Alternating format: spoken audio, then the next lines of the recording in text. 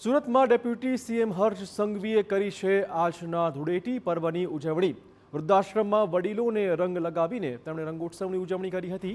પરિવારજનો અને ભાજપના કાર્યકર્તા સાથે રંગનો તહેવાર ઉજવ્યો હતો।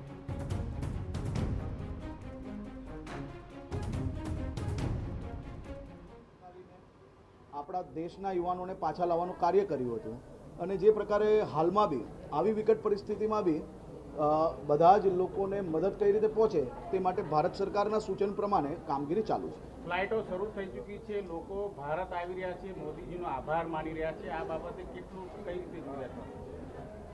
આ જ મોદીજીની ખૂબી છે કે ગમે તેવી વિકટ પરિસ્થિતિમાં બી કોઈનો સાથ ના છોડવો, સાથે રહીને સહયોગ કરવો અને એ જ ખુશી જે રિટર્ન આવી રહ્યા છે એ લોકોના ચહેરા ઉપર આપણે સૌ લોકો જોઈ શકીએ છીએ। તમામ અલગ અલગ દેશોમાં યુદ્ધ જેવી સ્થિતિ અને ભારતમાં ધૂળેટી રમાઈ રહી છે।